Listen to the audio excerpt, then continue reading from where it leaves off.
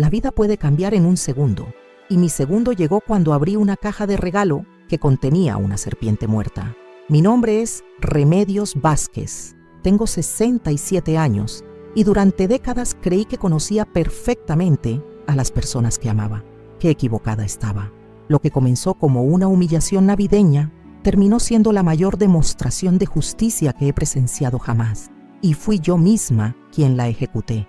Vivir en Valparaíso, Chile, me había enseñado que las casas construidas en los cerros pueden resistir terremotos devastadores, pero nunca imaginé que mi propia familia sería el temblor más destructivo que enfrentaría en mi existencia. Durante años, fui la típica abuela chilena que preparaba empanadas para las fiestas patrias, que tejía chalecos para el invierno porteño, que guardaba cada peso para poder comprar regalitos a su familia en Navidad. Sebastián era mi único hijo, el centro de mi universo, la razón por la cual había trabajado incansablemente durante 40 años. Su padre murió cuando él apenas tenía 10 años, dejándome sola para criarlo en una época donde ser madre soltera en Chile no era precisamente fácil. Trabajaba durante el día y estudiaba contabilidad por las noches, soñando con darle todas las oportunidades que yo nunca tuve. Cada sacrificio valía la pena cuando lo veía crecer, estudiar, convertirse en un hombre aparentemente exitoso.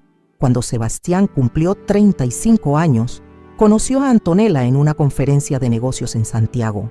Ella trabajaba como consultora en marketing digital y parecía una mujer moderna, ambiciosa, llena de ideas brillantes sobre el futuro empresarial. La primera impresión que tuve fue positiva. Era elegante, hablaba con propiedad, parecía realmente enamorada de mi hijo. Pensé que finalmente había encontrado a alguien que lo haría feliz y que podría darme la nuera amorosa que siempre había deseado.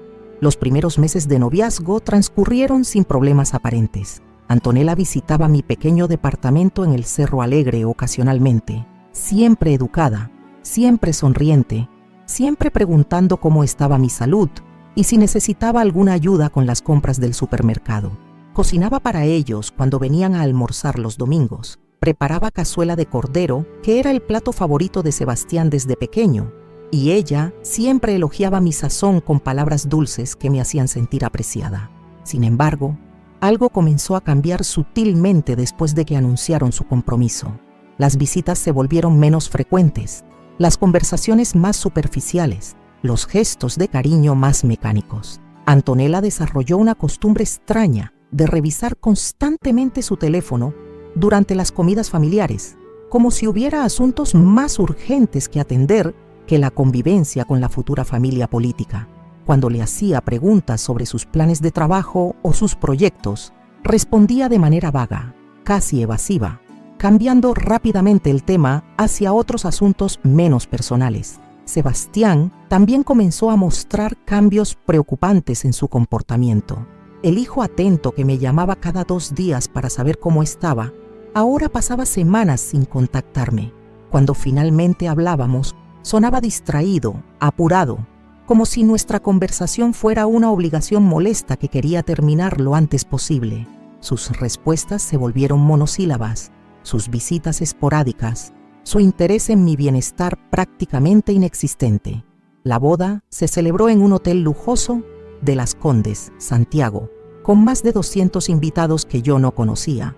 Era un ambiente sofisticado, donde me sentí completamente fuera de lugar entre empresarios, influencers y gente del mundo publicitario que hablaba de temas que no comprendía. Durante la fiesta, fui presentada como la mamá de Sebastián, de manera tan casual que parecía más un trámite social que un momento de orgullo familiar. Antonella llevaba un vestido que costaba más que mi jubilación de 6 meses, lucía joyas que brillaban como pequeños soles, y se movía entre los invitados con una elegancia que evidenciaba su pertenencia a un mundo muy diferente al mío. Los amigos de la pareja me trataban con esa cortesía fría que usan las personas educadas cuando deben interactuar con alguien que consideran irrelevante para sus vidas. Después del matrimonio, compraron una casa impresionante en el sector alto de Valparaíso, una mansión con vista al océano que tenía más habitaciones que departamentos había en mi edificio completo.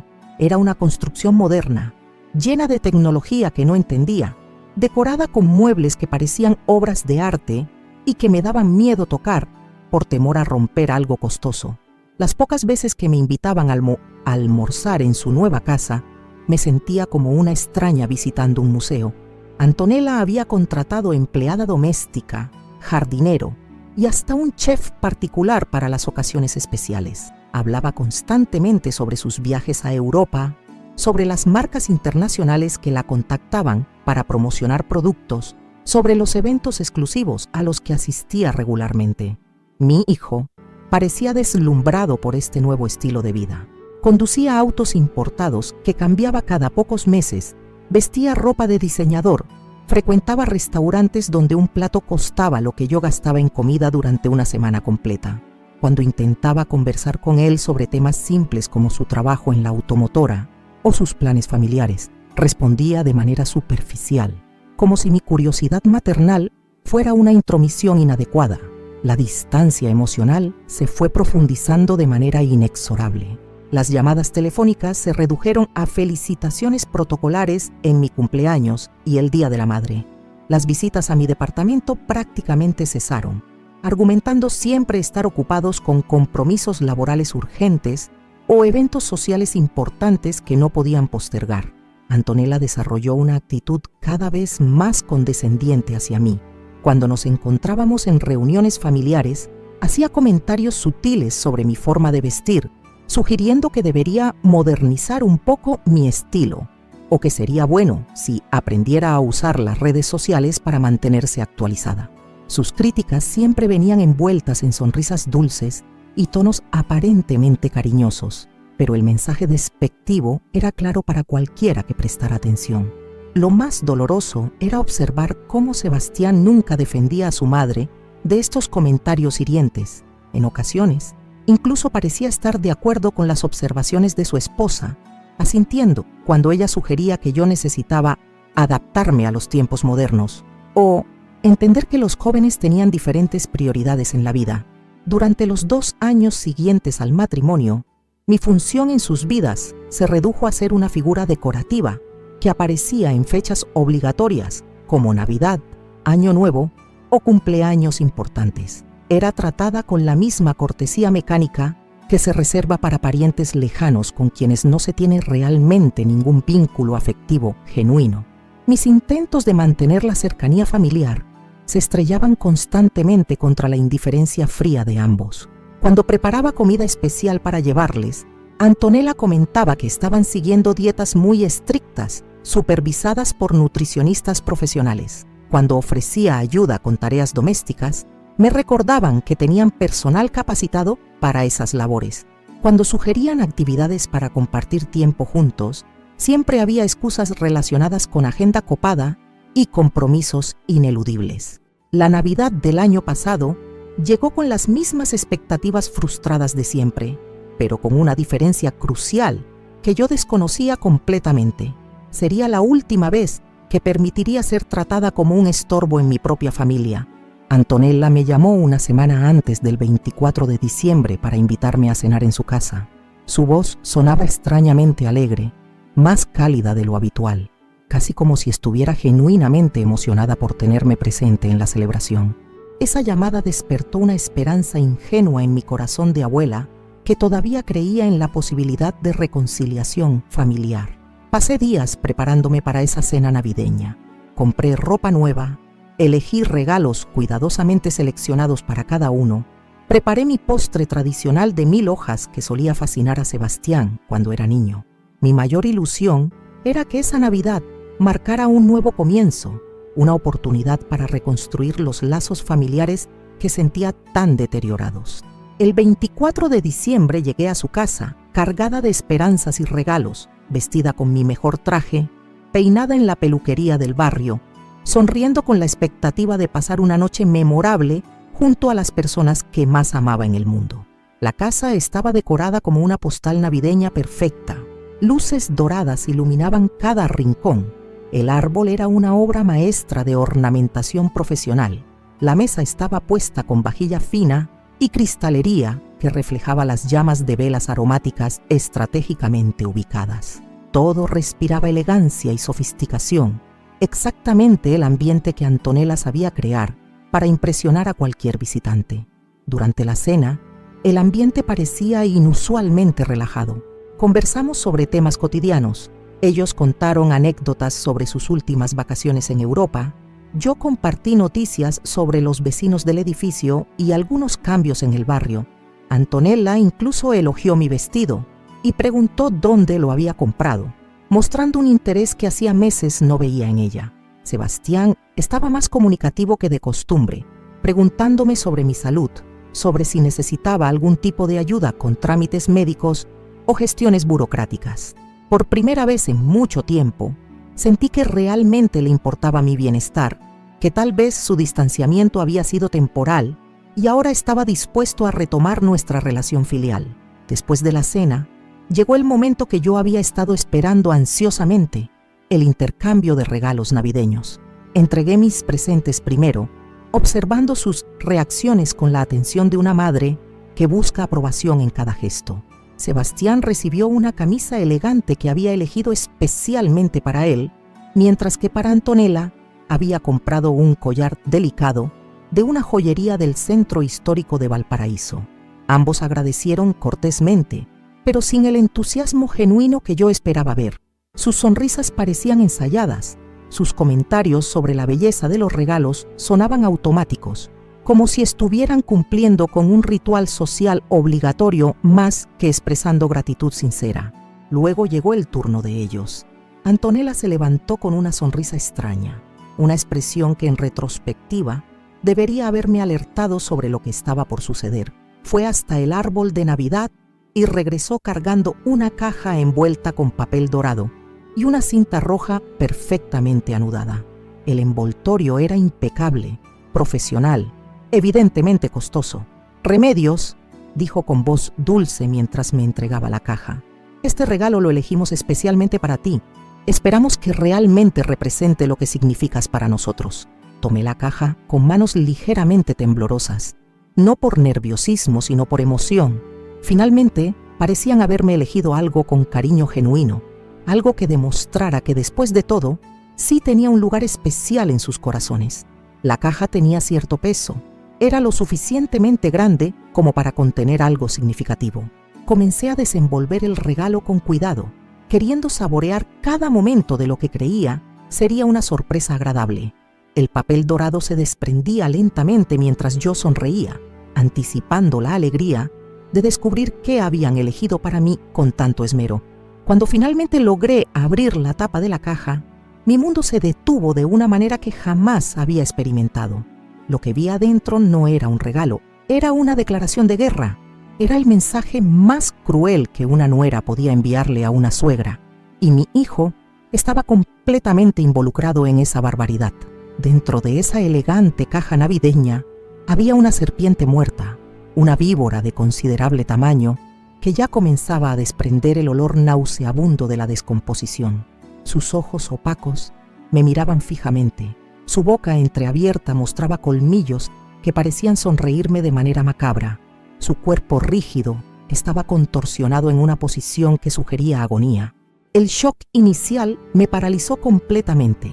Mi cerebro se negaba a procesar lo que estaba viendo. Mis manos temblaban sosteniendo aquella caja maldita. Mi respiración se había vuelto irregular y superficial. Era imposible creer que alguien fuera capaz de semejante crueldad, especialmente las personas que supuestamente me amaban. Pero lo que realmente destrozó mi alma fue lo que vino después. Primero escuché la risa de Antonella, una carcajada llena de malicia y satisfacción sádica que nunca había oído salir de la garganta de ningún ser humano. Luego se sumó la risa de Sebastián, mi propio hijo, riéndose de la humillación más devastadora que había sufrido en mis 67 años de vida. «Ese animal te representa perfectamente, vieja serpiente», gritó Antonella entre carcajadas, señalándome como si fuera el espectáculo más divertido que había presenciado jamás. «Finalmente tienes un regalo que refleja tu verdadera naturaleza». Las palabras de mi nuera me golpearon con más fuerza que cualquier agresión física, pero escuchar a mi hijo aplaudiendo y celebrando esa humillación fue lo que terminó de quebrar algo fundamental dentro de mí. El niño que yo había criado con amor incondicional, que había sido mi razón de vivir durante décadas, Estaba disfrutando mi sufrimiento como si fuera entretenimiento navideño. En ese momento crucial comprendí que había perdido para siempre a la familia que creía tener, pero también entendí algo mucho más importante. Ellos acababan de despertar a la mujer equivocada. Lo que Sebastián y Antonella no sabían esa noche, mientras se reían de mi dolor, es que su viejita inofensiva guardaba secretos que cambiarían completamente el equilibrio de poder en nuestra relación. Secretos que pronto convertirían sus risas en lágrimas de desesperación. Pero esa revelación tendría que esperar, porque primero necesitaba procesar la magnitud de la traición que acababa de experimentar y comenzar a planear la respuesta que merecían por haber cometido el error más grande de sus vidas. Ahora díganme, queridos suscriptores, ¿desde qué hermoso país o ciudad me están viendo en este momento? Me emociona saber que personas de toda América Latina siguen las historias de Abuela Recordó. Si llegaron hasta aquí, significa que mi experiencia les está tocando el corazón, y eso me motiva a seguir compartiendo estas vivencias tan personales. No olviden suscribirse al canal porque tenemos muchas más historias impactantes por contar, y sus comentarios son fundamentales para que YouTube nos recomiende a más personas que necesitan escuchar estos relatos de superación. Salí de esa casa cargando mucho más que una caja con una serpiente putrefacta. Llevaba conmigo la certeza absoluta de que mi vida anterior había terminado para siempre. Durante el trayecto en micro desde las alturas de Valparaíso hasta mi departamento en el Cerro Alegre, mantuve esa caja maldita sobre mis rodillas, sintiendo cómo el olor a muerte se filtraba a través del cartón y contaminaba todo a mi alrededor. Los demás pasajeros del transporte público me miraban extraño, probablemente preguntándose qué llevaba esa señora mayor que despedía un aroma tan desagradable en plena noche navideña. Algunos se cambiaron de asiento, otros abrieron las ventanas, pero nadie se atrevió a preguntar directamente qué ocurría. Si hubieran sabido la verdad, seguramente habrían pensado que estaba loca o que formaba parte de algún ritual extraño. Cuando finalmente llegué a mi edificio, don Carlos, el conserje nocturno, me saludó con su habitual sonrisa navideña, pero su expresión cambió inmediatamente al percibir el olor nauseabundo que me acompañaba. ¿Está todo bien, señora Remedios? ¿Necesita alguna ayuda?, me preguntó con genuina preocupación. Era irónico que el conserje de mi edificio mostrara más cuidado hacia mi bienestar que mi propia familia. Estoy perfecta, don Carlos. Solo traigo un regalo muy especial, respondí con una sonrisa que debe haberle parecido perturbadora. En cierto modo no mentía. Efectivamente había recibido algo que cambiaría mi existencia de manera radical, aunque no de la forma que Antonella y Sebastián habían planeado. Subí los 4 pisos hasta mi departamento por las escaleras, negándome a usar el ascensor para evitar que el olor se impregnara en el espacio cerrado y afectara a otros vecinos. Cada escalón me dolía no por el esfuerzo físico, sino por el peso emocional de lo que acababa de experimentar. Mis piernas temblaban, pero no de cansancio, sino de una rabia fría que comenzaba a solidificarse en mi pecho como hielo antártico. Una vez dentro de mi hogar, coloqué la caja sobre la mesa del comedor y me senté frente a ella durante horas. No era masoquismo ni nostalgia lo que me mantenía contemplando ese regalo macabro. Era algo mucho más profundo, la necesidad de grabar en mi memoria cada detalle de esa humillación para alimentar la determinación que estaba naciendo en mi interior. La serpiente yacía inmóvil en su ataúd de cartón, pero yo podía sentir que algo muy vivo había despertado dentro de mí esa noche. Durante 67 años había sido una mujer conciliadora, que evitaba conflictos, que siempre buscaba mantener la armonía familiar, incluso a costa de mi propia dignidad. Esa versión de Remedios Vázquez había muerto junto con esa víbora putrefacta. Cerca de las 4 de la madrugada, escuché que alguien tocaba suavemente mi puerta. Era Esperanza, mi vecina del departamento contiguo, una mujer de mi edad que había notado ruidos extraños y se preocupó por mi estado. Durante años habíamos compartido onces vespertinas, intercambiado recetas de cocina y conversado sobre nuestros hijos adultos que vivían sus vidas aparentemente exitosas. Remedios, escuché que llegaste muy tarde y parecías alterada. ¿Cómo estuvo la cena navideña con tu familia?, me preguntó mientras entraba al departamento. Su expresión cambió drásticamente cuando el olor a descomposición golpeó su olfato. «Dios mío, ¿qué es esa peste horrible?», le conté todo a Esperanza. Cada palabra venenosa que había salido de la boca de Antonella, cada carcajada cruel de Sebastián, cada segundo de esa humillación navideña que se había grabado en mi alma como hierro al rojo vivo. Mi vecina escuchaba con los ojos cada vez más abiertos, alternando entre la incredulidad y la indignación más absoluta. «Eso es un crimen contra la humanidad, Remedios. No existe educación ni justificación en el mundo para semejante barbaridad. ¿Cómo puede un hijo permitir que traten así a su madre? ¿Qué clase de monstruo es esa mujer que se casó con tu Sebastián?». Esperanza tenía razón, pero sus palabras no despertaban en mí el deseo de lamentarme o buscar consuelo. Al contrario, cada expresión de apoyo solidificaba algo mucho más peligroso que se estaba formando en mi mente. Un plan de acción que haría que esa noche de humillación pareciera un juego infantil comparado con lo que ellos estaban por enfrentar. «No llores por mí, Esperanza», le dije con una calma que incluso a mí me sorprendió. «Ellos cometieron el error más grave de sus vidas al subestimarme de esta manera. Van a descubrir que despertaron a la mujer equivocada». Mi vecina me miró extrañada por el tono de voz que había usado. No era tristeza ni desesperación lo que emanaba de mis palabras, sino algo mucho más frío y calculado. Era la voz de alguien que había tomado una decisión irrevocable y estaba preparándose para ejecutarla con precisión quirúrgica. Después de que Esperanza se fue, prometiéndome regresar al día siguiente para asegurarse de que estuviera bien, comencé a procesar lo que realmente había ocurrido esa noche. No se trataba simplemente de una broma pesada o una muestra de mal gusto navideño. Era una declaración de guerra. Era el mensaje claro de que consideraban que yo sobraba en sus vidas, que mi presencia les resultaba tan repugnante como un animal muerto. Pero hay algo que Sebastián y Antonella desconocían completamente sobre mí, algo que había mantenido en secreto durante décadas, incluso con mi propia familia. Mi trabajo durante 40 años no había sido el de una simple empleada administrativa como ellos creían. Era mucho, mucho más que eso. Durante las primeras horas del amanecer del 25 de diciembre, mientras Valparaíso despertaba lentamente de su noche navideña, yo estaba tomando la decisión más importante de mi vida adulta. Iba a mostrarles quién era realmente Remedios Vázquez, y ellos jamás podrían imaginarse la magnitud de lo que estaban por enfrentar. Me dirigí al closet de mi dormitorio y saqué una caja que había permanecido guardada en la parte más alta durante los últimos 7 años de mi jubilación. Adentro estaban los documentos, credenciales y contactos de mi verdadera carrera profesional. 30 años como investigadora especializada en delitos económicos para la Contraloría General de la República de Chile. Antonella y Sebastián creían que habían humillado a una viejita jubilada sin recursos ni conexiones importantes. En realidad, acababan de provocar a una mujer que había dedicado 3 décadas de su vida a destruir criminales de cuello y corbata, que conocía cada recoveco del sistema judicial chileno, que tenía contactos en organismos de investigación desde Arica hasta Punta Arenas.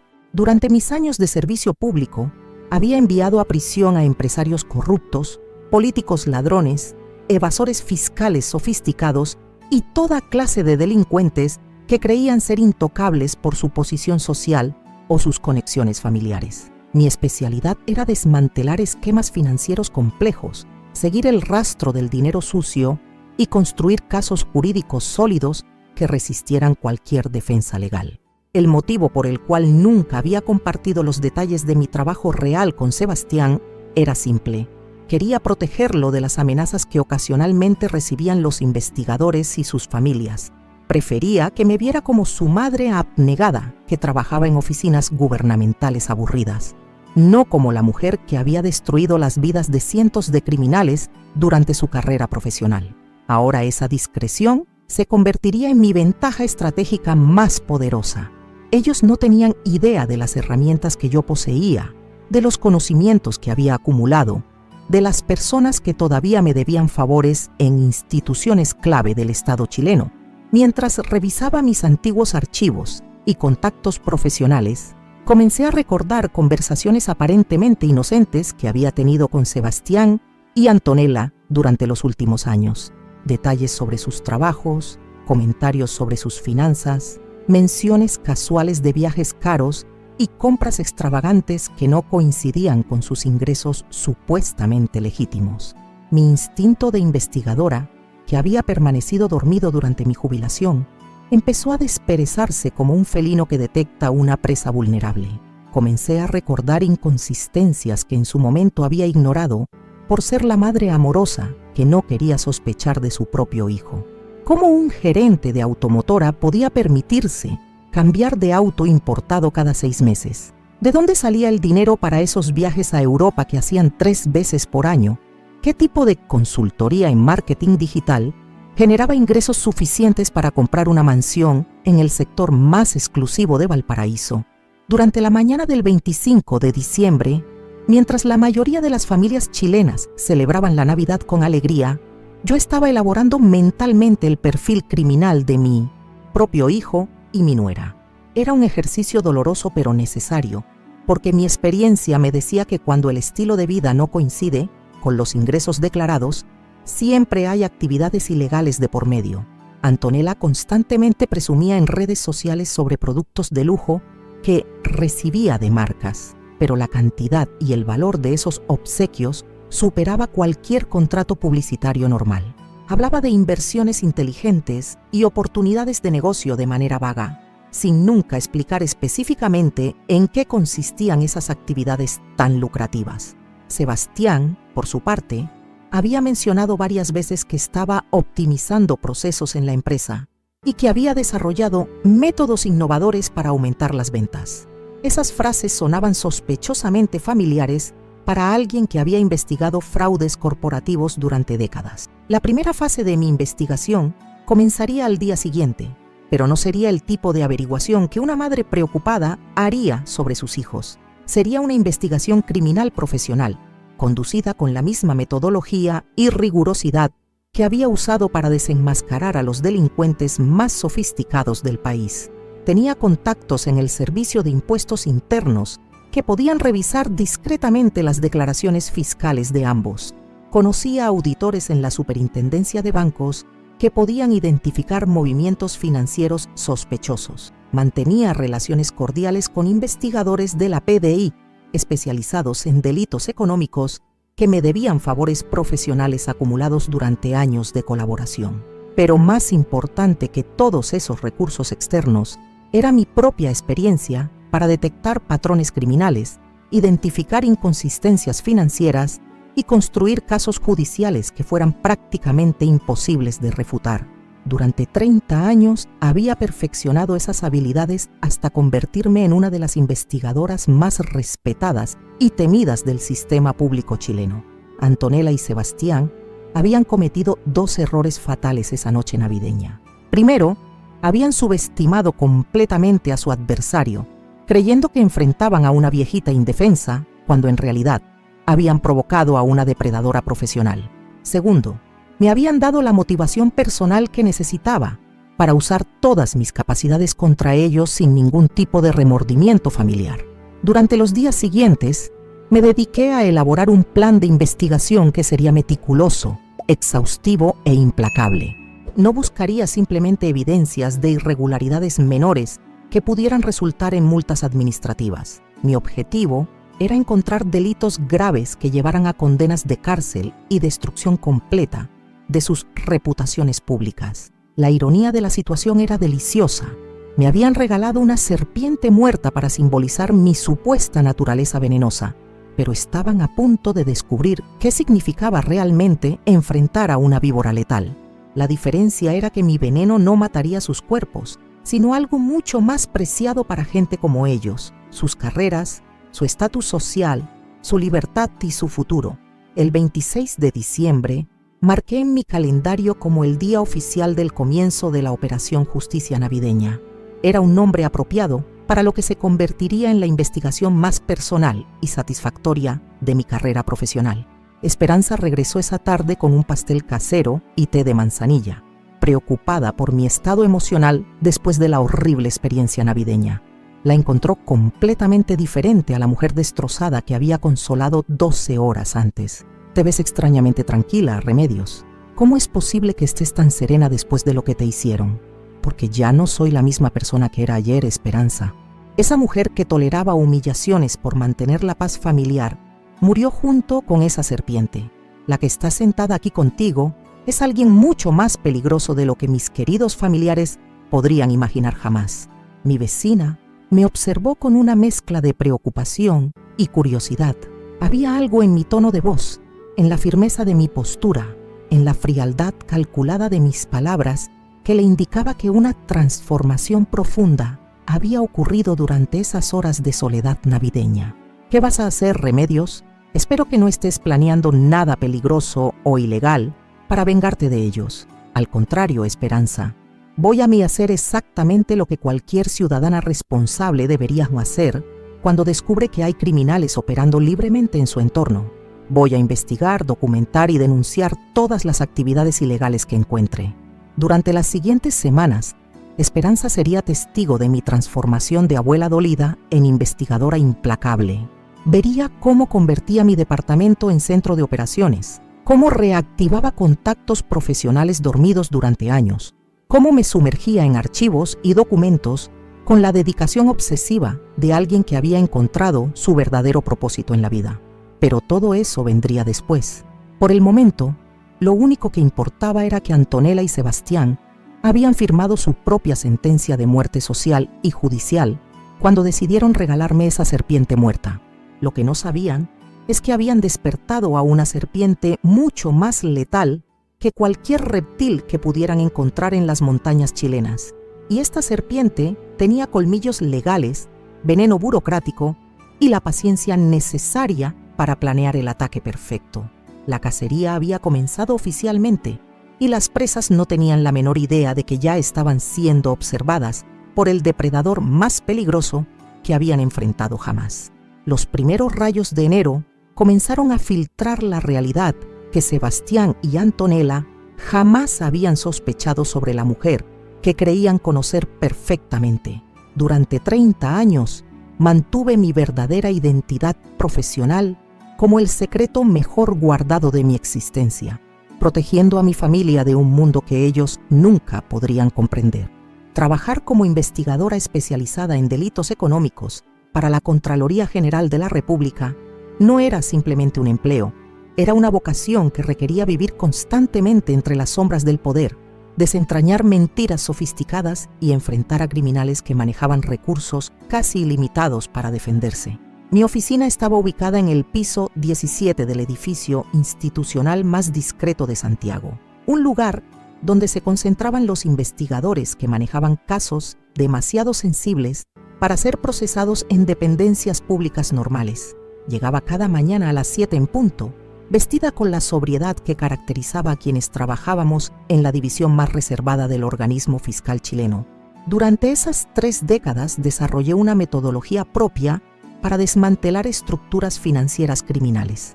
Mi especialidad era rastrear dinero que había sido lavado a través de múltiples empresas fantasma, identificar patrones de comportamiento que revelaban evasión fiscal sistemática y construir expedientes tan sólidos que resultaba imposible para los acusados encontrar escapatorias legales. El caso más complejo que había manejado involucró a una red de empresarios que movían $200 millones anuales a través de paraísos fiscales, utilizando fundaciones benéficas falsas y contratos de consultoría inexistentes. Me tomó 4 años desentrañar completamente el esquema, pero al final logramos recuperar el 80% del dinero robado y enviar a prisión a 23 personas, incluyendo 2 senadores y un ministro. Esa investigación me valió reconocimientos institucionales que nunca compartí con Sebastián, porque implicaba explicarle que su madre pacífica en realidad había destruido las vidas de políticos poderosos y empresarios multimillonarios. Prefería que me viera preparando 11 en las tardes, no interrogando criminales sofisticados en salas blindadas. Mi reputación dentro del sistema judicial era legendaria entre quienes conocían mi trabajo.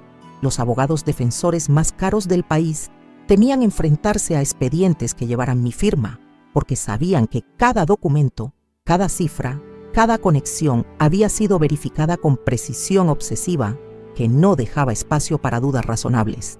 Pero mantener esa doble vida tenía costos emocionales enormes. Durante años llegaba a casa cargando el peso de secretos que no podía compartir con nadie, fingiendo que mi día había transcurrido revisando papeles burocráticos aburridos, cuando en realidad había estado desenmascarando redes criminales que operaban en los más altos niveles del poder económico nacional. Sebastián crecía preguntándome sobre mi trabajo, curioso por entender qué hacía su madre en esas oficinas gubernamentales donde permanecía tantas horas. Yo le respondía con versiones simplificadas y completamente falsas. Reviso documentos, mijo. Verifico que los números cuadren correctamente en los registros públicos. Técnicamente no mentía, pero omitía que esos documentos eran evidencias criminales y que esos números representaban millones de pesos robados al Estado chileno. Mi hijo creció creyendo que trabajaba como una funcionaria administrativa más, sin imaginar que su madre era una de las investigadoras más temidas y respetadas del país. La decisión de mantener mi identidad profesional en secreto se intensificó después de que comencé a recibir amenazas veladas de familiares de personas que había logrado encarcelar. Nada directo ni explícito, pero llamadas telefónicas nocturnas donde colgaban al escuchar mi voz, automóviles extraños estacionados frente a mi edificio durante horas, sobres sin remitente con fotografías de Sebastián entrando y saliendo de su colegio. Esas intimidaciones me convencieron de que la única forma de proteger a mi familia era mantenerlos completamente ajenos a la naturaleza real de mi trabajo. Sebastián debía crecer pensando que su madre era invisible para cualquier criminal, que no representaba ninguna amenaza para nadie, que era simplemente otra empleada pública anónima entre miles. Durante mis últimos 10 años de servicio activo, fui promovida a jefa del Departamento de Investigaciones Especiales, lo que significaba manejar exclusivamente casos que involucraban funcionarios de gobierno, empresarios con conexiones políticas y organizaciones criminales con ramificaciones internacionales. Era trabajo que requería autorización presidencial para cada operación y que frecuentemente terminaba en portadas de periódicos cuando se hacían públicos los arrestos. Mi equipo estaba conformado por 12 investigadores especializados, 6 abogados expertos en derecho penal económico, 4 auditores forenses y 2 analistas financieros con posgrados en universidades europeas. Juntos, formábamos la unidad más efectiva del país para combatir la corrupción de alto nivel, con tasas de condena superiores al 90% en casos que llegaban a juicio. Los métodos que habíamos desarrollado para infiltrar organizaciones criminales eran tan sofisticados que otras instituciones sudamericanas solicitaban nuestra asesoría para implementar programas similares en sus países. Viajé como consultora a Argentina, Perú y Colombia, enseñando técnicas de investigación financiera que habíamos perfeccionado durante décadas de experiencia práctica. Pero para Sebastián, esos viajes internacionales eran simples, capacitaciones aburridas sobre procedimientos administrativos que el gobierno me obligaba a tomar para mantener mi puesto. Nunca supo que su madre dictaba conferencias sobre combate al crimen, organizado en auditorios llenos de procuradores, jueces y directores de policía de medio continente. Mi jubilación en 2016 fue ceremoniosa dentro de los círculos especializados, con reconocimientos del presidente de la República, la Contraloría General y la Corte Suprema por servicios excepcionales prestados durante 3 décadas. El evento se realizó en La Moneda, con la presencia de ministros y autoridades judiciales que habían trabajado conmigo en casos emblemáticos. Sebastián asistió a esa ceremonia creyendo que era un reconocimiento rutinario por años de servicio administrativo eficiente. Aplaudió educadamente cuando mencionaron mi dedicación ejemplar al servicio público, sin entender que estaban describiendo a una mujer que había dedicado su vida profesional a destruir criminales poderosos. Después de jubilarme, guardé todos mis archivos, contactos y credenciales en esa caja que permaneció sellada durante 7 años en lo alto de mi closet. Pensaba que esa etapa de mi vida había terminado definitivamente, que podría vivir tranquilamente como la abuela común que siempre había fingido ser para proteger a mi familia. Qué equivocada estaba. El 25 de diciembre de 2023, cuando abrí esa caja, y volví a ver mis credenciales de investigadora, supe que mi carrera más importante apenas estaba comenzando. Esta vez no trabajaría para el Estado chileno, trabajaría para mi propia dignidad y justicia personal. Los contactos que había mantenido durante mi jubilación no eran amistades casuales de exfuncionaria retirada, eran relaciones profesionales sólidas con personas que ocupaban posiciones estratégicas en instituciones clave del sistema judicial y fiscal nacional. Gente que me respetaba lo suficiente como para hacer favores discretos cuando los necesitara. Ricardo Mendoza seguía dirigiendo el Departamento de Auditorías Especiales en el CI, el mismo puesto que ocupaba cuando colaboramos en el desmantelamiento de la red de evasión más grande descubierta en Chile durante los años 90. Carmen Herrera ahora era subdirectora de la Unidad de Análisis Financiero, la institución encargada de detectar lavado de dinero y financiamiento terrorista.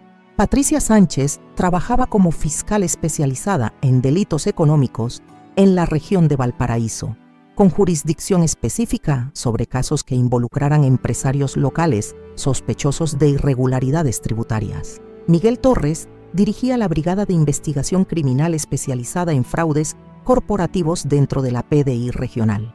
Cada uno de esos profesionales había trabajado conmigo en operaciones que marcaron sus carreras, casos donde aprendieron técnicas de investigación que después aplicaron para convertirse en los especialistas más respetados de sus respectivas áreas. Todos me debían favores acumulados durante años de colaboración fructífera, pero más importante que los contactos externos era mi propia capacidad para analizar información financiera y detectar patrones criminales. Esas habilidades no se habían oxidado durante mi jubilación, simplemente habían estado esperando la oportunidad correcta para volver a manifestarse con toda su potencia. El primer paso de mi investigación sobre Sebastián y Antonella fue establecer sus perfiles financieros reales, comparando sus ingresos declarados con sus gastos evidentes y su patrimonio acumulado. Era un ejercicio básico que había realizado miles de veces durante mi carrera, pero nunca con la motivación personal que ahora me impulsaba. Sebastián ganaba oficialmente 2.400.000 pesos mensuales como gerente de ventas en Automotora del Pacífico, un salario respetable pero insuficiente para el estilo de vida que llevaba. Antonella declaraba ingresos variables como consultora independiente, con promedios anuales que oscilaban entre 30 y 40 millones de pesos, cifras que tampoco explicaban su capacidad de gasto aparente. Sumando ambos ingresos y descontando impuestos, la familia disponía de aproximadamente 60 millones de pesos anuales para todos sus gastos. Sin embargo, solo la hipoteca de su casa representaba 24 millones anuales. Los seguros y mantenimiento de sus 8 vehículos superaban los 12 millones y sus viajes internacionales constantes requerían mínimo 15 millones adicionales. Eso significaba que sus gastos básicos ya excedían sus ingresos declarados, sin considerar alimentación, vestuario, entretenimiento, servicios domésticos y todas las compras extravagantes que documentaban constantemente en redes sociales. Era matemáticamente imposible que pudieran sostener ese nivel de vida con recursos legítimos. Durante la primera semana de enero, reactivé discretamente mis contactos en diferentes instituciones para solicitar información pública sobre las actividades empresariales de ambos. Ricardo Mendoza me confirmó que Antonella mantenía 4 empresas registradas como microempresadoras, cada una facturando exactamente el máximo permitido por ley para evitar auditorías automáticas. Carmen Herrera identificó transferencias bancarias sospechosas desde cuentas empresariales hacia cuentas personales de Antonella, movimientos que no tenían respaldo documental adecuado y que sugerían estructuras de lavado de dinero. Patricia Sánchez encontró denuncias previas contra la automotora donde trabajaba Sebastián, relacionadas con irregularidades en financiamientos y documentación de ventas. Miguel Torres me proporcionó antecedentes sobre investigaciones preliminares que ya existían contra algunos socios comerciales de Antonella, influencers que habían sido detectados evadiendo impuestos masivamente a través de esquemas similares a los que ella aparentemente utilizaba. Cada pieza de información confirmaba mis sospechas iniciales. Sebastián y Antonella No eran simplemente jóvenes exitosos con buena suerte empresarial, eran criminales sofisticados que habían construido sus vidas sobre la base de delitos fiscales sistemáticos y posiblemente otras actividades ilegales más graves. Pero tener sospechas fundamentadas no era suficiente para los estándares que yo me había impuesto durante mi carrera. Necesitaba evidencias irrefutables, documentación que resistiera cualquier defensa legal, pruebas tan sólidas que resultara imposible para ellos evitar las consecuencias de sus actos criminales. La segunda fase de mi investigación requeriría métodos más arriesgados, infiltración directa en sus círculos sociales y comerciales para obtener información que no estaba disponible en registros públicos. Era territorio familiar para alguien que había pasado décadas desenvolviendo redes criminales complejas, pero esta vez la motivación personal añadía un elemento emocional que debía manejar cuidadosamente. Durante las siguientes semanas me convertiría en la investigadora más peligrosa que Sebastián y Antonella podrían enfrentar. Una profesional con 30 años de experiencia, contactos en todas las instituciones relevantes, motivación personal absoluta y nada que perder. Lo único que ellos sabían era que habían humillado a una viejita inofensiva en Navidad. Pronto descubrirían que esa viejita era la serpiente más letal que había cazado criminales en Chile durante las últimas 3 décadas. Febrero llegó con el calor sofocante del verano porteño, pero yo operaba con la frialdad calculada de quien había encontrado su verdadero propósito después de años de hibernación profesional. Mi departamento se transformó en un centro de operaciones que habría impresionado a mis antiguos colegas de la Contraloría. Mapas con conexiones empresariales pegados en las paredes, cronogramas de actividades sospechosas organizados por fechas y archivos clasificados por tipos de delitos identificados. Esperanza observaba mi transformación con una mezcla de fascinación y preocupación. Remedios, no te reconozco. Es como si hubiera despertado una persona completamente diferente dentro de ti. Tenía razón. La abuela dolida había dado paso a la investigadora que había permanecido dormida durante 7 años, esperando el caso perfecto para su regreso triunfal. La primera evidencia concreta llegó a través de Ricardo Mendoza en el SII. Su equipo había identificado discrepancias flagrantes entre los ingresos declarados por Antonella y las transferencias bancarias que recibía mensualmente. Sus 4 empresas reportaban facturaciones que coincidían sospechosamente con los límites máximos permitidos para microempresarios, una coincidencia estadísticamente imposible en el mundo empresarial real.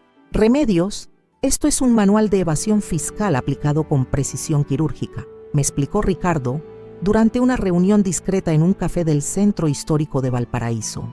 Tu nuera ha fragmentado artificialmente sus ingresos para evitar auditorías automáticas, pero el patrón es tan obvio que cualquier investigador competente lo detectaría inmediatamente. Los documentos que Ricardo me mostró revelaban que Antonella recibía pagos adicionales en efectivo que nunca aparecían en sus declaraciones tributarias. Empresas multinacionales le transferían cantidades millonarias por servicios de consultoría que no tenían respaldo contractual adecuado, utilizando intermediarios financieros ubicados en países con legislaciones fiscales permisivas. Pero lo más incriminador era el descubrimiento de una 5ª empresa registrada a nombre de la madre de Antonella, una señora de 75 años que supuestamente dirigía una compañía de marketing digital desde una casa modesta en Quilpué. Era un esquema clásico de usar testaferros familiares para diluir responsabilidades tributarias y ocultar movimientos financieros sospechosos. Carmen Herrera aportó información aún más devastadora desde la unidad de análisis financiero. Sus sistemas habían detectado patrones de lavado de dinero en las cuentas bancarias vinculadas a Sebastián, movimientos que seguían metodologías típicas de organizaciones criminales sofisticadas. Tu hijo está involucrado en algo mucho más grave que evasión fiscal simple, me advirtió Carmen durante una conversación telefónica encriptada. Estamos viendo transferencias desde cuentas empresariales hacia cuentas personales sin justificación comercial, fraccionamiento de depósitos para evitar reportes automáticos y uso de múltiples instituciones financieras para diluir rastros auditables. El análisis detallado mostraba que Sebastián había desarrollado un sistema complejo donde generaba ventas ficticias en la automotora, creaba documentación falsa de clientes inexistentes y luego devolvía los vehículos por problemas administrativos inventados. Este proceso le permitía embolsar comisiones artificiales mientras mantenía los automóviles en inventario para repetir el ciclo fraudulento. Adicionalmente, había establecido alianzas no oficiales con gestores de crédito automotriz, aprobando financiamientos para clientes con historiales crediticios deficientes a cambio de sobornos sustanciales. Era un esquema que no solo involucraba fraude empresarial, sino también corrupción activa y posible asociación ilícita.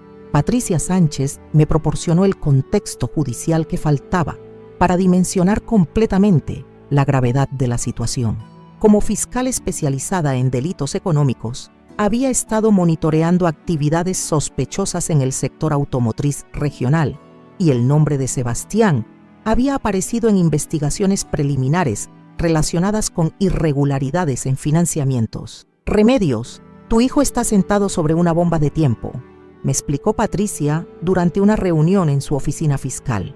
Tenemos denuncias de clientes que fueron víctimas de estafas crediticias, testimonios de empleados que presenciaron irregularidades y documentación que sugiere manipulación sistemática de registros de ventas. La información judicial revelaba que Sebastián no era un actor aislado en estos esquemas criminales. Formaba parte de una red más amplia que incluía ejecutivos de otras automotoras, funcionarios de instituciones crediticias e intermediarios especializados en blanqueo de dinero proveniente de actividades ilícitas diversas. Miguel Torres completó el panorama desde la perspectiva de inteligencia criminal. Su brigada había identificado conexiones entre los círculos sociales de Antonella y organizaciones dedicadas a evasión fiscal masiva, grupos que operaban como academias informales donde se enseñaban técnicas para burlar la legislación tributaria chilena.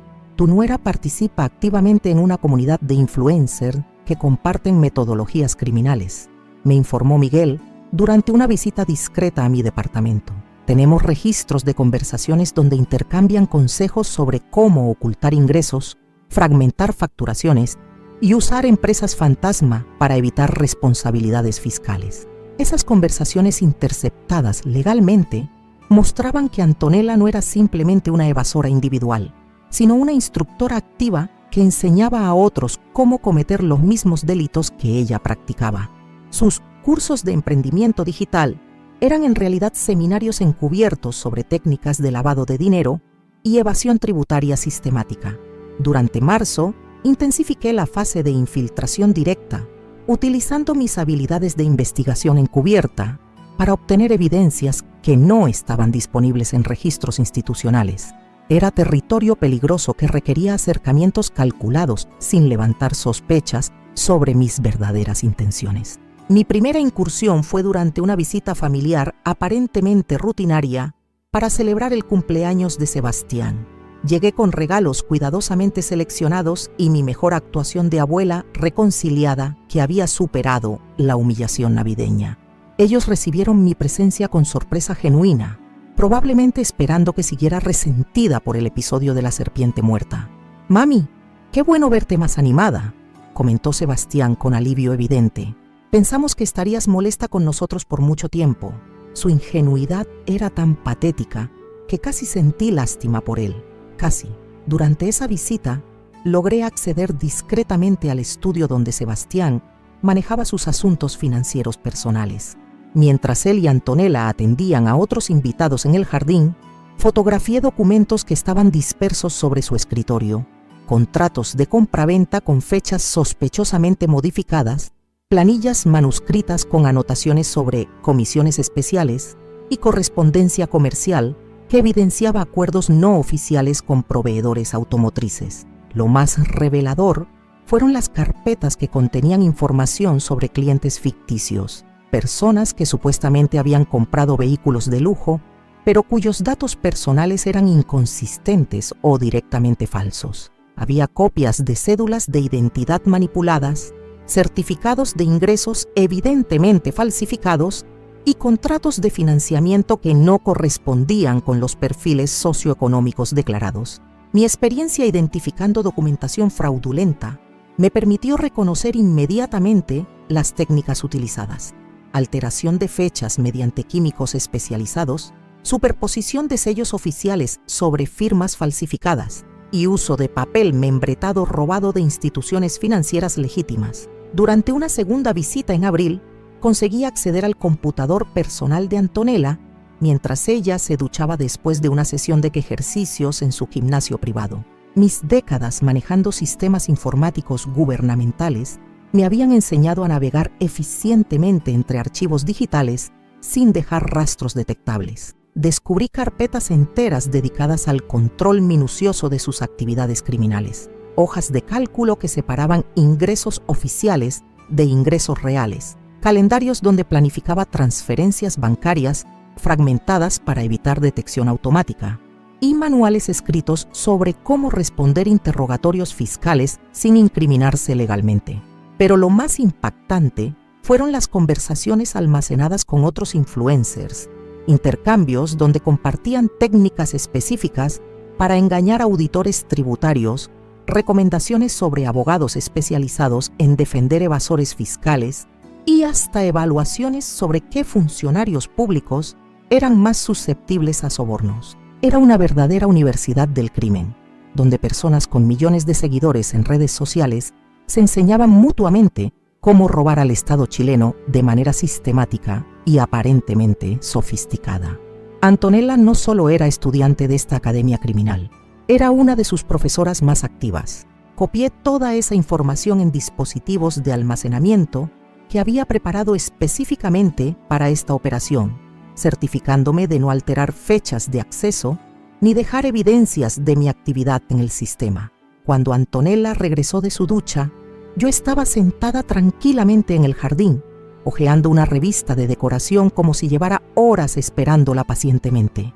La tercera fase de recolección de evidencias involucró infiltración en sus círculos sociales y comerciales. Utilizando contactos que había cultivado durante mi carrera, logré acceso a eventos donde Antonella dictaba conferencias sobre estrategias de monetización digital dirigidas a emprendedores emergentes. Asistir a esas conferencias disfrazada como empresaria jubilada, interesada en modernizar sus inversiones, me permitió observar directamente cómo Antonella instruía a audiencias completas sobre técnicas que constituían delitos flagrantes contra la legislación tributaria nacional.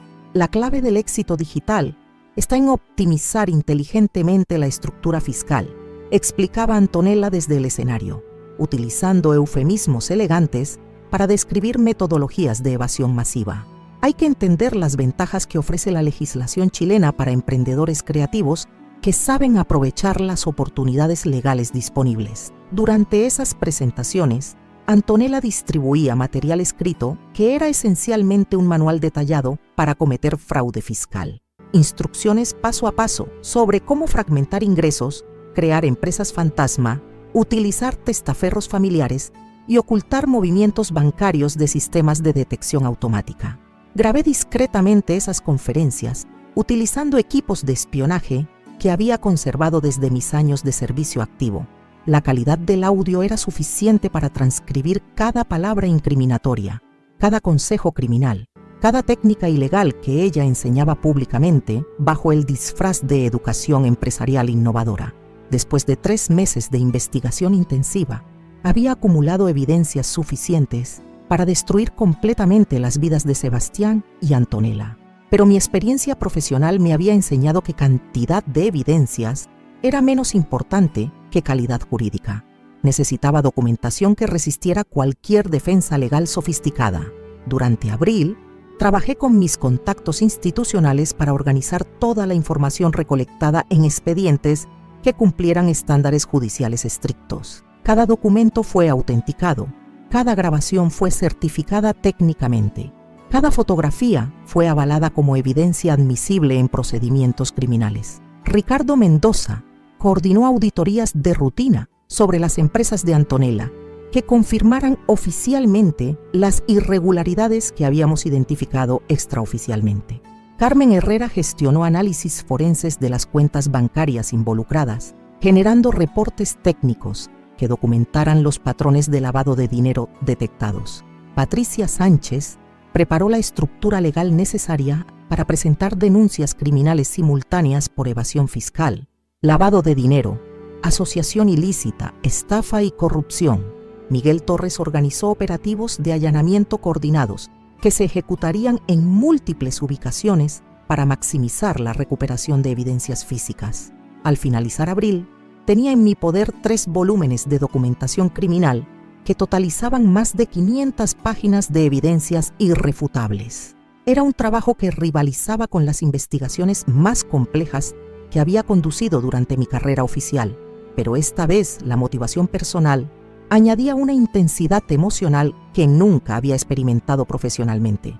Sebastián y Antonella continuaban sus vidas aparentemente exitosas, celebrando logros criminales que interpretaban como manifestaciones de su inteligencia empresarial superior.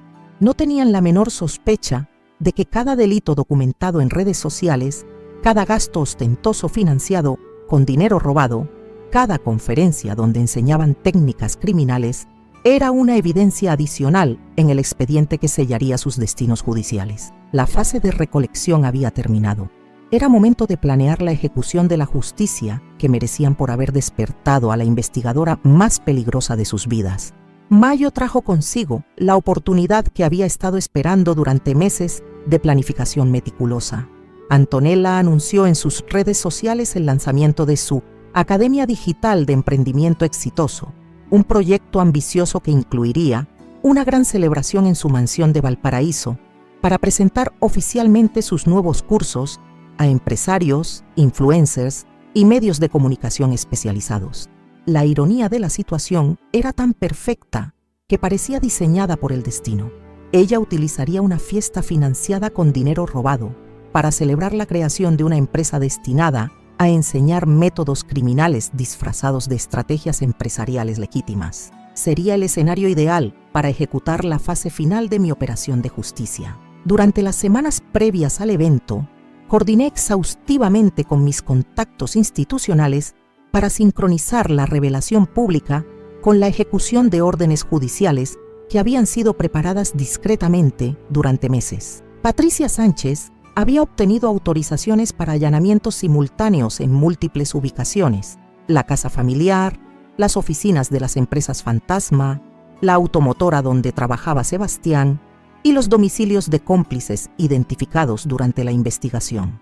Remedios. Esta operación será recordada como una de las más espectaculares en la historia del combate contra la evasión fiscal en Chile, me comentó Patricia durante nuestra reunión final de coordinación.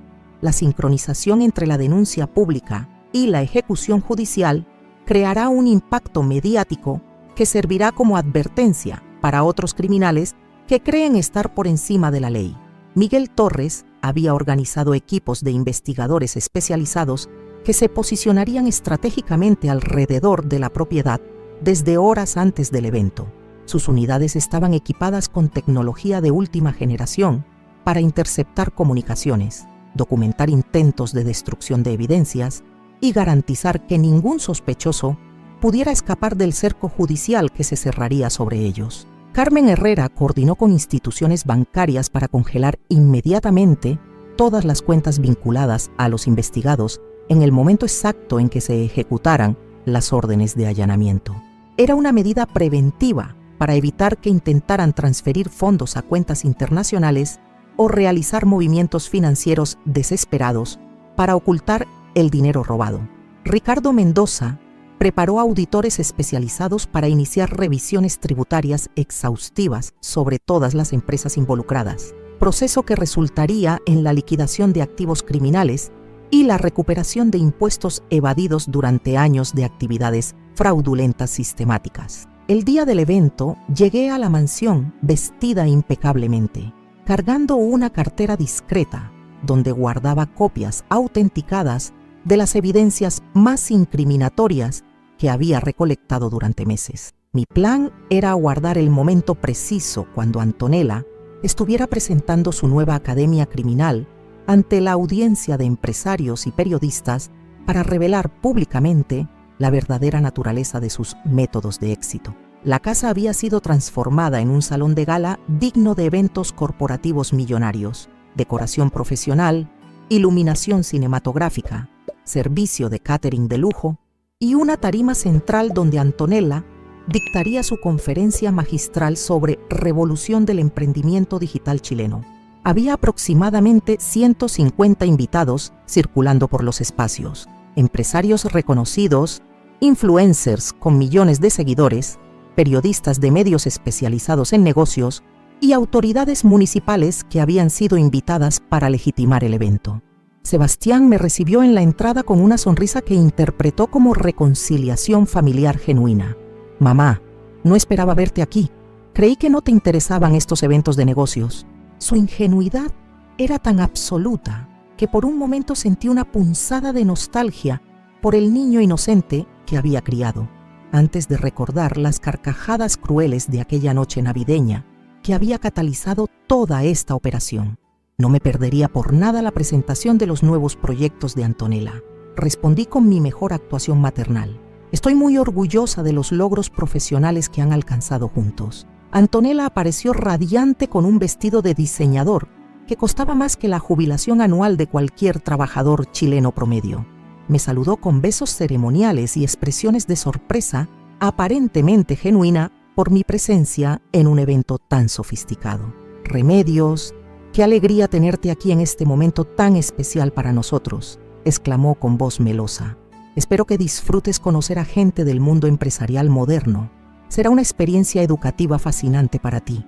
Su condescendencia era tan evidente que resultaba casi cómica, pero mantuve mi compostura de abuela impresionada que se sentía honrada de participar en celebraciones tan elegantes. Durante las 2 primeras horas circulé discretamente entre los invitados, observando conversaciones que confirmaban mis peores sospechas sobre el nivel de corrupción sistémica en ciertos círculos empresariales chilenos. Escuché empresarios compartiendo técnicas para evadir controles fiscales como si fueran estrategias comerciales legítimas, influencers intercambiando contactos de abogados especializados en defender evasores tributarios y periodistas que aparentemente estaban sobornados para promover esquemas criminales disfrazados de innovación empresarial. Era un ambiente de impunidad total, donde el robo al Estado era celebrado como inteligencia financiera superior, donde la corrupción era vista como competencia profesional avanzada, donde delitos flagrantes contra la legislación nacional eran aplaudidos como ejemplos de emprendimiento exitoso. A las 9:30 de la noche, Antonella subió a la tarima central para iniciar su presentación oficial. El público se organizó en semicírculo alrededor del escenario improvisado, con periodistas posicionados estratégicamente para capturar imágenes y declaraciones que serían distribuidas posteriormente en medios especializados. «Estimados amigos y colegas emprendedores», comenzó con voz emocionada, «esta noche marca el inicio de una revolución educativa que transformará para siempre la forma como los chilenos entienden el éxito empresarial en la era digital». Sus palabras iniciales fueron recibidas con aplausos entusiastas de una audiencia que ignoraba completamente estar participando en el lanzamiento oficial de una academia dedicada a enseñar técnicas criminales sistemáticas. «Durante años he perfeccionado metodologías innovadoras que me han permitido construir un imperio empresarial millonario», continuó Antonella, utilizando eufemismos elegantes para describir los esquemas de evasión fiscal que constituían la base real de su riqueza aparente. «Ahora estoy lista para compartir esos secretos exclusivos con emprendedores visionarios que quieren alcanzar el mismo nivel de éxito financiero». Desde mi posición en primera fila, observé cómo distribuía material promocional que era esencialmente publicidad de servicios criminales, folletos coloridos que prometían enseñar optimización fiscal avanzada, estrategias de diversificación empresarial y técnicas de monetización digital no convencionales. Era el momento perfecto para mi intervención. Me levanté lentamente de mi asiento y caminé hacia la tarima con la determinación serena de quien había esperado meses para ejecutar un plan de justicia meticulosamente diseñado. Todos los rostros se volvieron hacia mí, probablemente esperando que la abuela de la anfitriona hiciera algún comentario emotivo sobre el orgullo familiar. «Disculpen la interrupción», dije con voz firme pero cortés. «Pero antes de que inviertan tiempo y dinero en los cursos que Antonella está promocionando, Creo que merecen conocer información fundamental sobre los verdaderos métodos que ella utiliza para generar sus ingresos.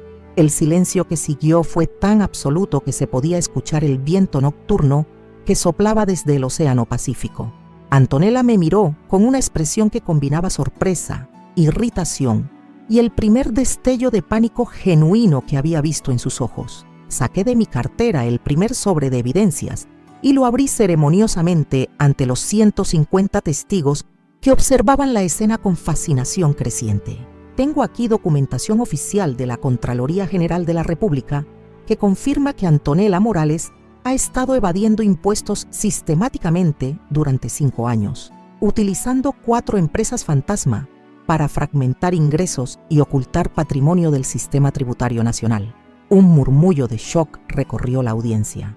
Varios periodistas comenzaron a grabar urgentemente lo que se estaba convirtiendo en la revelación más espectacular que habían presenciado en sus carreras profesionales. También poseo evidencias irrefutables de que mi hijo Sebastián opera esquemas de ventas ficticias en su empresa, recibe sobornos de intermediarios financieros y utiliza documentación falsificada para generar comisiones artificiales que constituyen fraude empresarial flagrante. Sebastián intentó interrumpirme acercándose a la tarima, pero su expresión de pánico absoluto evidenciaba que sabía exactamente sobre qué estaba hablando. Su carrera hacia mí se detuvo cuando vio que yo sostenía fotografías de documentos que él reconoció inmediatamente. Los verdaderos secretos del éxito de Antonella son evasión fiscal masiva, lavado de dinero, uso de testaferros familiares y operación de redes criminales disfrazadas de emprendimiento digital. Continué dirigiéndome directamente a la audiencia horrorizada. Esta academia que están promocionando es una escuela criminal donde planean enseñar técnicas ilegales a emprendedores inocentes que buscan oportunidades legítimas. Comencé a distribuir copias de las evidencias más impactantes entre los invitados de primera fila. Contratos fraudulentos, extractos bancarios de cuentas ocultas, transcripciones de conversaciones donde Antonella instruía a otros criminales sobre métodos de evasión y fotografías de documentos falsificados que había obtenido durante mis infiltraciones en su estudio personal. El tumulto en el salón aumentaba exponencialmente. Empresarios examinaban documentos con expresiones de incredulidad. Periodistas realizaban llamadas urgentes a sus editores para reportar el escándalo que se desarrollaba en tiempo real. Influencers comenzaban a alejarse discretamente para evitar ser asociados con un evento que se había transformado en exposición pública de actividades criminales. ¿Por qué están haciendo esto? Logró articular Antonella con voz quebrada, toda su elegancia anterior reemplazada por desesperación evidente. La pregunta me dio la oportunidad perfecta para revelar la motivación personal que había catalizado toda la investigación. Porque ustedes me regalaron una serpiente muerta en Navidad, riéndose de mi humillación como si fuera entretenimiento familiar. Respondí con voz que resonó por todo el salón. Pero cometieron el error más grave de sus vidas al subestimar a la mujer que habían elegido como enemiga. En ese momento exacto, comenzaron a escucharse sirenas policiales que se acercaban rápidamente desde múltiples direcciones. A través de las ventanas era visible el despliegue de vehículos oficiales que rodeaba completamente la propiedad, patrullas de la PDI, camiones de la Brigada de Investigación Criminal, ambulancias preparadas para asistir personas que podrían sufrir crisis nerviosas y hasta helicópteros que sobrevolaban la zona para evitar intentos de escape. Lo que ustedes no sabían, continué mientras el operativo policial se organizaba en el exterior, es que durante 30 años fui investigadora especializada en delitos económicos para la Contraloría General de la República. Dediqué mi carrera profesional a destruir criminales exactamente como ustedes. La revelación de mi identidad real provocó una conmoción aún mayor entre los presentes. Varios invitados me reconocieron inmediatamente como la investigadora legendaria cuyos casos habían sido portada de periódicos durante décadas, mientras otros procesaban la información de que habían estado participando en un evento organizado por personas que ahora enfrentaban arrestos inmediatos. Cada conferencia donde Antonella enseñaba técnicas criminales, cada transacción fraudulenta que Sebastián realizaba, cada gasto ostentoso financiado con dinero robado, Era una evidencia adicional que yo documentaba sistemáticamente. Expliqué mientras agentes especializados comenzaban a ingresar al salón. Durante 8 meses convertí la investigación de sus delitos en el caso más personal y satisfactorio de mi carrera. Sebastián y Antonella fueron esposados simultáneamente, mientras Patricia Sánchez les leía formalmente los cargos criminales que enfrentarían: evasión tributaria agravada, lavado de dinero, asociación ilícita, estafa reiterada, falsificación de documentos y corrupción de funcionarios públicos. Los demás invitados fueron identificados y entrevistados para determinar su eventual participación en las actividades criminales que se habían estado promocionando durante el evento. Varios empresarios e influencers fueron detenidos preventivamente mientras se investigaba su conexión con la red de evasión fiscal que había sido desmantelada esa noche. La operación policial se extendió hasta la madrugada, con allanamientos simultáneos en 17 ubicaciones diferentes y la incautación de documentos suficientes para llenar 3 camiones. Fue la redada más espectacular contra evasión fiscal en la historia reciente de la región de Valparaíso. Cuando finalmente regresé a mi departamento cerca del amanecer, llevaba conmigo la satisfacción profunda de haber ejecutado justicia perfecta contra quienes habían cometido el error de humillar a la investigadora más peligrosa de Chile. La serpiente muerta que me habían regalado en Navidad ahora parecía una metáfora perfecta para sus propios destinos. Estaban completamente destruidos, sin posibilidad de resurrección. Hoy, casi un año después de aquella Navidad que transformó completamente mi existencia, puedo reflexionar con serenidad sobre la jornada más extraordinaria que he vivido en mis 68 años. Lo que comenzó como la humillación más cruel de mi vida se convirtió en la demostración más poderosa de que jamás debemos subestimar la capacidad de las personas mayores para defenderse cuando la justicia está en juego. Los resultados de mi investigación superaron incluso mis expectativas más optimistas. Sebastián fue condenado a 6 años de prisión efectiva por fraude empresarial, corrupción y lavado de dinero. Antonella recibió 8 años de cárcel por evasión fiscal agravada, asociación ilícita y dirigir una organización criminal dedicada a enseñar técnicas de lavado de dinero disfrazadas de emprendimiento digital. La red de evasión que desmantelamos esa noche involucró a 43 personas adicionales, incluyendo empresarios, influencers, gestores financieros y hasta funcionarios públicos que habían sido sobornados para facilitar las actividades criminales. El monto total de dinero recuperado por el Estado chileno superó los 800 millones de pesos, fondos que ahora financian programas de educación y salud pública en lugar de mansiones y automóviles de lujo. Pero los números financieros son apenas una parte de la justicia que se logró. Lo verdaderamente importante es que enviamos un mensaje claro a otros criminales de cuello y corbata. No importa cuánto dinero tengan, cuántos contactos manejen o cuán sofisticados sean sus esquemas. Siempre habrá alguien con más experiencia, más determinación y mejores herramientas para desenmascarar sus actividades ilegales. La casa de Valparaíso donde me humillaron fue rematada por orden judicial para pagar las multas y reparaciones que les correspondían. Los 8 vehículos de lujo que poseían fueron confiscados y vendidos en subasta pública.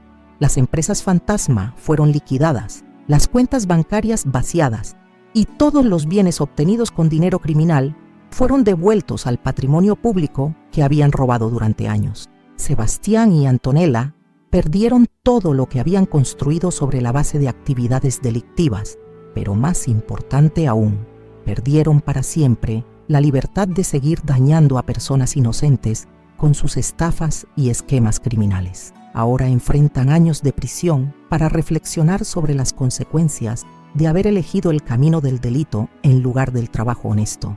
Durante el proceso judicial, intentaron múltiples estrategias desesperadas para evitar las condenas.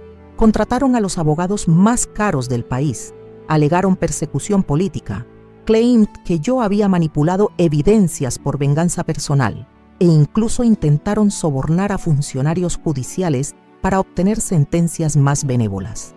Nada funcionó porque las evidencias que había recolectado eran irrefutables. Cada documento estaba autenticado por instituciones oficiales. Cada grabación tenía certificación técnica legal.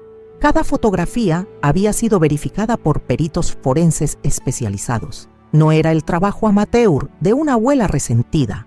Era una investigación criminal profesional que resistió todos los ataques legales que intentaron. Más satisfactorio que las condenas judiciales fue observar cómo sus círculos sociales los abandonaron completamente una vez que se conoció la verdad sobre sus actividades. Los empresarios que los admiraban ahora los consideraban una vergüenza para el mundo de los negocios legítimos. Los influencers que seguían sus consejos ahora enfrentan sus propias investigaciones fiscales por haber aplicado las técnicas criminales que aprendieron de Antonella. Los medios de comunicación que habían promovido sus supuestos éxitos empresariales ahora publican artículos sobre cómo fueron engañados por criminales sofisticados que utilizaron relaciones públicas para legitimar actividades completamente ilegales. Varios periodistas perdieron sus empleos por haber promocionado esquemas delictivos sin verificar adecuadamente la información que recibían. Lo que más me enorgullece es que esta experiencia me enseñó lecciones fundamentales sobre mi propia fortaleza interior. Durante décadas había vivido creyendo que era una mujer dependiente de la aprobación familiar, que necesitaba mantener la paz a cualquier costo, que debía aceptar humillaciones para preservar relaciones tóxicas. Descubrí que esa percepción era completamente falsa. Soy una mujer independiente, inteligente, capaz de tomar decisiones difíciles y ejecutar planes complejos cuando la situación lo requiere. Tengo habilidades profesionales que desarrollé durante décadas, contactos que construí a través de trabajo honesto y experiencia que me convierte en una adversaria formidable para cualquiera que intente aprovecharse de mi aparente vulnerabilidad. También aprendí que el respeto no se mendiga ni se negocia. Se gana a través de acciones coherentes con nuestros valores. Durante años intenté ganar el cariño de Sebastián y Antonella siendo sumisa, complaciente, siempre dispuesta a sacrificar mi dignidad personal para mantener la armonía familiar. Ese enfoque solo logró que me vieran como una persona débil, a quien podían maltratar impunemente. Cuando finalmente decidí defenderme utilizando todas mis capacidades, no solo recuperé mi dignidad personal, sino que también me gané el respeto genuino de personas que realmente importan. Mis antiguos colegas de la Contraloría me felicitaron por haber conducido una de las investigaciones más brillantes de la historia institucional. Fiscales y jueces que manejaron el caso expresaron admiración por la calidad técnica de las evidencias que había recolectado. Esperanza, mi vecina y amiga leal, me comentó que había observado una transformación completa en mi personalidad. Remedios, ahora caminas diferente, hablas con más autoridad. Tus ojos tienen una confianza que nunca había visto antes. Es como si hubieras encontrado tu verdadera identidad después de años de estar perdida. Tenía razón. La humillación navideña, que parecía ser mi momento más bajo, en realidad fue el catalizador que me permitió redescubrir quién soy realmente cuando dejo de intentar complacer a personas que no merecen mi consideración. Hoy vivo una vida completamente diferente a la que tenía hace un año. Establecí una fundación para ayudar a personas mayores que sufren abuso familiar, utilizando mi experiencia para enseñarles cómo defenderse legalmente cuando sus propios hijos o nietos los maltratan. Es trabajo gratificante que me permite transformar mi dolor personal en herramientas útiles para otros que enfrentan situaciones similares. También ofrezco consultoría gratuita a investigadores jóvenes que están aprendiendo técnicas de investigación criminal. Transmitir conocimientos acumulados durante 30 años de carrera profesional es una forma de asegurar que futuras generaciones tengan las herramientas necesarias para combatir la corrupción y los delitos de cuello blanco. Cambié completamente mi testamento para dejar toda mi herencia a organizaciones benéficas que se dedican a proteger adultos mayores vulnerables. Sebastián perdió no solo su libertad y su patrimonio criminal, sino también cualquier expectativa de beneficiarse económicamente de la relación filial que destruyó con sus acciones crueles. No siento tristeza por esa decisión. Al contrario, siento una paz profunda sabiendo que mi dinero será utilizado para ayudar a personas que realmente lo necesitan, en lugar de financiar el estilo de vida ostentoso de criminales que despreciaron mi amor maternal. Mi relación con la familia cambió radicalmente, pero de manera positiva. Ya no tengo contacto con personas que me causaban dolor emocional constante y en su lugar he construido vínculos genuinos con personas que valoran mi presencia, respetan mi opinión y se preocupan sinceramente por mi bienestar. La soledad que temía experimentar sin la familia tradicional resultó ser libertad para desarrollar relaciones más auténticas y satisfactorias. Tengo amigas en el grupo de voluntarias, colegas que me consultan sobre casos complejos, vecinos que me aprecian por quien soy realmente, no por el papel familiar que se esperaba que cumpliera. Quiero que mi historia sirva de inspiración para todas las abuelas y personas mayores que nos siguen en este canal. Ustedes tienen mucho más poder del que imaginan. Tienen décadas de experiencia acumulada, conocimientos únicos sobre la naturaleza humana, contactos construidos durante toda una vida de trabajo y una perspectiva sobre la justicia que los jóvenes simplemente no poseen. Nunca permitan que nadie los trate como ciudadanos de segunda clase simplemente por su edad. La madurez trae sabiduría, paciencia estratégica, capacidad de análisis profundo y una comprensión sobre cómo funcionan realmente las instituciones sociales que constituyen ventajas enormes cuando necesitan enfrentar situaciones difíciles. Si alguien en sus familias los trata con falta de respeto, no normalicen esa situación pensando que es el precio inevitable del envejecimiento. El respeto es un derecho humano básico que no tiene fecha de vencimiento. Ustedes merecen ser valorados, escuchados, amados y tratados con la dignidad que corresponde a cualquier persona decente. Si están viviendo situaciones de maltrato familiar, recuerden que tienen opciones legales y sociales para defenderse. Existen instituciones especializadas en proteger adultos mayores, profesionales capacitados para asesorarlos sobre sus derechos y organizaciones que pueden brindarles el apoyo necesario para salir de relaciones tóxicas. No se sientan obligados a tolerar humillaciones para mantener la paz familiar. La familia que realmente ama no humilla, no menospreza, no trata a sus miembros mayores como objetos descartables. Si eso está ocurriendo, el problema no está en ustedes, sino en personas que han perdido los valores básicos de respeto y consideración humana. Mi experiencia me demostró que nunca es tarde para reconstruir la vida, para descubrir fortalezas interiores que desconocíamos, para establecer límites firmes con personas que nos dañan y para encontrar propósitos nuevos que den sentido a nuestros años dorados. Ahora necesito pedirles algo muy importante.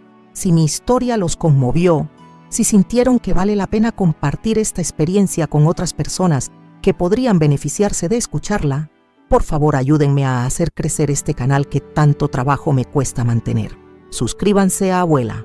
Recordó si aún no lo han hecho, porque tenemos muchas historias similares de abuelas que se enfrentaron a la injusticia y lograron superarla. Cada suscripción nueva nos ayuda a llegar a más personas que necesitan escuchar estos mensajes de fortaleza y esperanza. Denle like a este video si consideran que mi experiencia puede inspirar a otros adultos mayores que están pasando por situaciones difíciles. Los likes ayudan mucho a que YouTube recomiende nuestro contenido a personas que realmente lo necesitan. Compartan este video con familiares y amigos que ustedes crean que podrían beneficiarse de conocer esta historia, especialmente con otras abuelas que tal vez se sienten invisibles o maltratadas por sus propias familias. Pero lo más importante de todo, comenten sus propias experiencias, sus opiniones sobre lo que me ocurrió, sus dudas sobre situaciones parecidas que puedan estar viviendo. Leo cada comentario personalmente y siempre respondo cuando es posible. Sus voces son fundamentales para mantener viva esta comunidad de apoyo mutuo. Si pueden ayudarnos económicamente, utilicen la función Gracias que aparece en los videos. Producir contenido de calidad requiere inversión en equipos, edición profesional, investigación de historias, verificación de hechos y muchos otros gastos que son necesarios para traerles material valioso todos los días. Cualquier cantidad que puedan aportar nos ayuda enormemente a cubrir estos costos y nos permite continuar creando videos que realmente marquen diferencia en las vidas de nuestros suscriptores. No es obligatorio, pero sería una forma concreta de apoyar este proyecto que realizamos con tanto cariño para toda nuestra comunidad. Díganme en los comentarios qué opinan de toda esta historia. ¿Creen que exageré con mi venganza o que hice exactamente lo que correspondía? ¿Han vivido experiencias similares de maltrato familiar? ¿Cómo habrían manejado una situación como la mía? ¿Qué consejos darían a otras abuelas que enfrentan problemas parecidos? Sus comentarios no solo me interesan personalmente, sino que ayudan mucho al algoritmo de YouTube para mostrar nuestros videos a más personas que podrían necesitar estos contenidos. Cada interacción cuenta para hacer crecer esta comunidad. También visiten nuestros otros videos en el canal Abuela Recordó. Tenemos historias de abuelas que superaron la pobreza, que se defendieron de estafadores, que lograron reconciliarse con familias complicadas, que encontraron el amor en la tercera edad, que construyeron negocios exitosos después de los 60. Todas son historias reales de mujeres mayores que demostraron que la edad no es limitación para lograr cosas extraordinarias. Cada video está hecho con el mismo cuidado y dedicación que este, porque respetamos profundamente a nuestra audiencia y queremos ofrecerles siempre el mejor contenido posible. Gracias por haber llegado hasta aquí, por haber compartido conmigo la experiencia más transformadora de mi vida, por formar parte de esta familia virtual que hemos construido en Abuela Recordó. Nos vemos en el próximo video, donde les contaré otra historia impactante de superación y justicia. Recuerden siempre, nunca subestimen el poder de una abuela determinada. Somos más fuertes, más inteligentes y más peligrosas de lo que cualquier persona joven podría imaginar jamás.